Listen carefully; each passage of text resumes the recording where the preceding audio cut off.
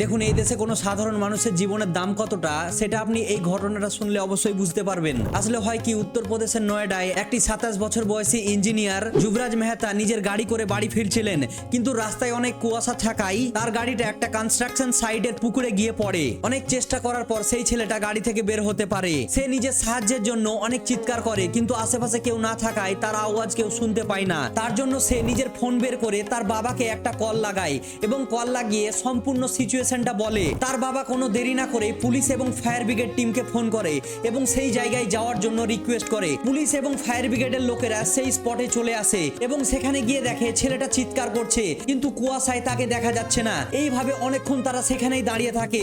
অবশেষে পুলিশ এবং ফায়ার ব্রিগেডের লোকেরা বলে যে পানি অনেক ঠান্ডা এবং এর ভিতর অনেক রড আছে, যার জন্য আমরা পানিতে নামবো না। এই বিষয়টা একটা ডেলিভারি বয় লক্ষ্য করে। সে অনেকক্ষণ থেকেই দেখছিল পুলিশ এবং ফায়ার ব্রিগেডের লোকেরা পানিতে নামতে চাইছিল না। তার জন্য শেষমেশ সে নিজের জামা কাপড় খুলে পানিতে নেমে যায়, কিন্তু ততক্ষণে ছেলেটা নিজের শেষ নিঃশ্বাস ত্যাগ করেছে। তাই এখন থেকে নিজের সাহায্য নিজেই করা শিখুন, কারণ এই সিস্টেম পুলিশ এরা আপনার কোনো কাজে আসবে না। এরা শুধু বেতন নেওয়ার জন্য এবং সাধারণ মানুষের মাথায় হেলমেট না থাকলে তাদেরকে ফাইন করার জন্য পুলিশ হয়েছে। কিন্তু এখানে একটা জিনিস আমার খারাপ লাগছে যে ছেলেটা বেঁচে থাকলো না, কারণ পানি ঠান্ডা ছিল।